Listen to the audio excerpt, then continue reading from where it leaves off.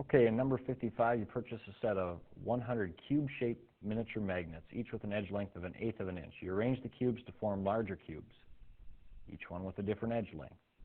How many cubes can you form? Okay, well, let's just say we got one of those little cubes.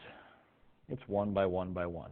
Again, the unique thing about a cube is that all sides are equal. So the next cube, bigger cube that we could make, would have to be a, let me see if I can draw it here, would have to be 2 by 2 by 2. 2 by 2 by 2, all sides being equal. So if we think about, well, how many cubes does that encompass? This is just one cube. In this cube, how many total smaller cubes are there? Well, you've got 2 in the front, 2 on the bottom there, 2 in the back, 6, and the bottom 2 in the back, 8. 2 times 2 times 2, you've got 8 cubes in use. Now, of course, the next biggest cube would be 3 by 3 by 3, looking something like this. Definitely not an artist here, but we get the picture.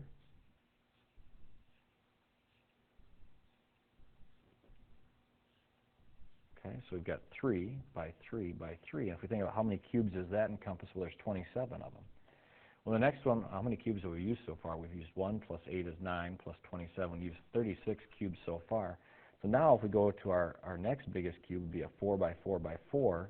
If we kind of follow the same pattern, I'll try to draw it quick. 1, 2, 3, there we go. 2, 3. 1, 2, 3 there. Don't laugh at the artist here.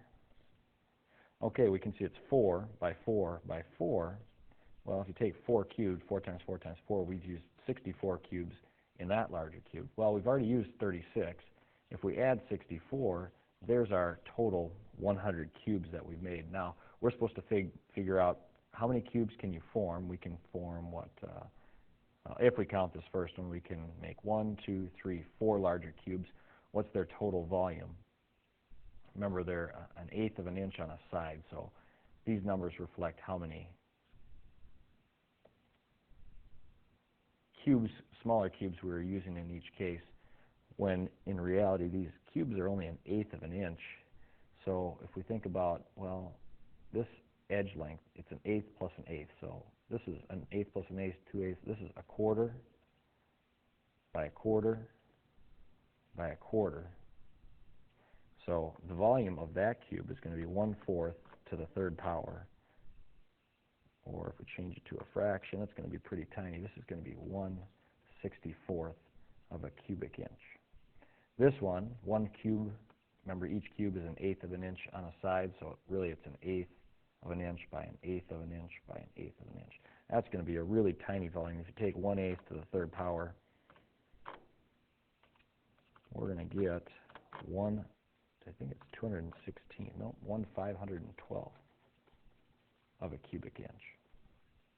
This one again, this one was 1/64 of a cubic inch. Let's go to this bigger 3 by 3 by 3. Again, each cube is 1/8 of an inch, so the length here is 3/8 of an inch, the width is 3/8 of an inch, and the height is 3/8 of an inch. Well, if you take 3/8 times 3/8 times 3/8, or 3/8 cubed, we get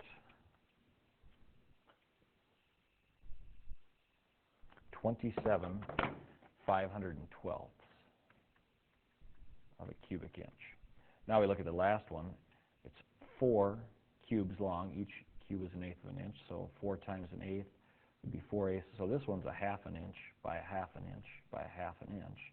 If we take 1/2 to the 3rd power, we're going to get 1/8 of a cubic inch. So the total volume, I'd have to add 1/512 from the very first little cube, plus we're going to add 1/64 of a cubic inch from the second cube.